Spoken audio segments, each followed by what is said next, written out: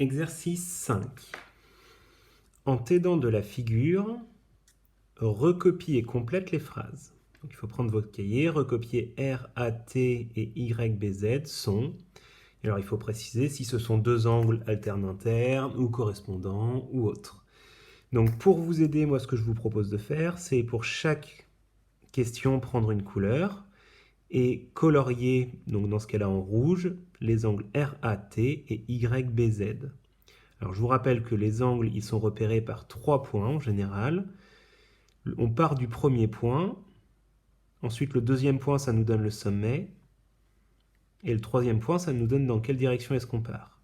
Donc ici, on part de R, c'est le sommet A, et ensuite on part vers T, donc le premier angle, c'est celui-ci. Et le deuxième YBZ, je pars de Y, je vais jusqu'en B, et ensuite je pars vers Z, ça me donne donc cet angle-là. Donc une fois que vous avez fait ça, normalement ça devrait vous aider un petit peu. La question A en rouge, RAT et YBZ sont deux angles et il faut après utiliser le cours pour savoir. Et donc vous pouvez faire exactement la même chose mais en vert pour la question B avec l'angle WAZ que vous allez colorier en vert et pareil pour l'angle ZAR.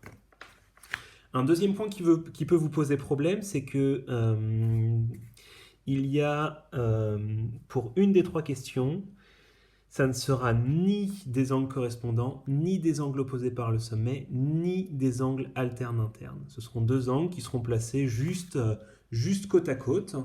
Et ça, il faudra vous souvenir d'un mot que vous avez sans doute vu en classe de 6e quand vous avez fait le chapitre sur les angles. Il y a un mot particulier pour définir deux angles qui se situent côte à côte. Si vous ne le connaissez pas, vous irez voir le corriger ou pire, vous pourrez prendre un dictionnaire pour rechercher ce mot particulier. Voilà, je vous dis bon courage.